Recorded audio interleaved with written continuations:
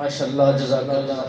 یہ ننھے منھے پھول یہ مدرسہ حاضہ کے ہیں، اور یہاں کوئی اکیڈمی نہیں ہے جو نعت خوانی سکھائی جاتی ہو، یہ تربیت سے حاصل کر رہے ہیں۔ یہ انہی کی مہربانی ہے، نظر عنایت ہے، جو ان کا خلوص ہے، اس کی برکت نظر آ رہی ہے آپ لوگوں کو۔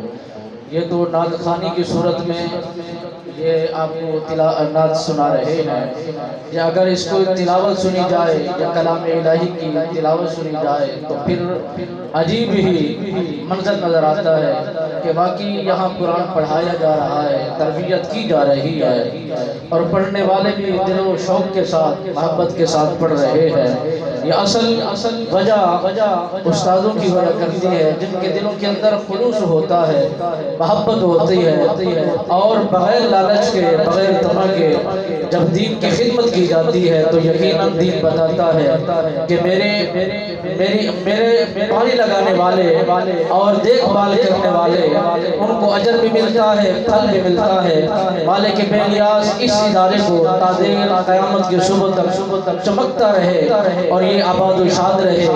جو اس کے دیکھ بھال کرنے والے ہیں، ان کے معاونین ہیں، ان کی خدمت کرنے والے ہیں، جو اس کو چلانے والے ہیں، مالک بے نیاز دنیا آخرت کی انہیں بھلائیاں نصیب فرمائے۔ یہ چھوٹے بچے ننھے منھے بچے یہ دین کی تعلیم حاصل کر رہے ہیں، اور یہ ان کے والدین آج دیکھ رہے ہیں اس منظر کو کہ چھوٹے بچے کس خوبصورت انداز میں کوئی نعت رسول مقبول صلی اللہ علیہ وسلم سنا رہا ہے، کوئی تلاوت کلام الہی سنا رہا ہے۔ یقیناً مسلمانوں کے مومنوں کے دل باغ بہار ہو رہے ہیں۔ مالک بے نیاز اس چمن کو آباد رکھے، اس کے آباد کرنے والوں کو بھی آباد رکھے۔ ہم مزید پورا حضرات ہمارے پاس موجود ہیں اور بہترین انداز میں کلام الہی کی تلاوت کر کے ہمارے قلوب و اذہان کو منور فرمائیں گے۔ یہ چمکتے ہوئے ستارے ہیں جو زمانے کو روشنیاں پھیلا رہے ہیں، اور زمانہ ان سے روشنی حاصل کر رہا ہے، اور قرآن پڑھنے کا سلیقہ ان سے سیکھ رہا ہے کہ قرآن پڑھنے کا مقصد اور مدہ جو ہے وہ اس انداز میں ہے: نعرہ تکبیر، نعرہ رسالت، نعرہ خلافت، نعرہ حیدری، پروفیسر قاری محمد ہاشم سعیدی صاحب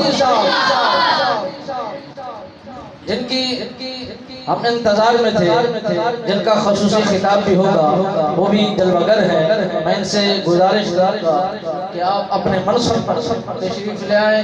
اس طرح میں دیکھتا رہوں گا، اگر اوپر بیٹھیں گے یقیناً سارے دیکھیں گے، اس طرح میں زیارت کرتا رہوں گا کہ پھر سارے زیارت کرتے رہیں گے۔ میں گزارش کروں گا کہ یہ اپنے منصب پر تشریف لے آئیں۔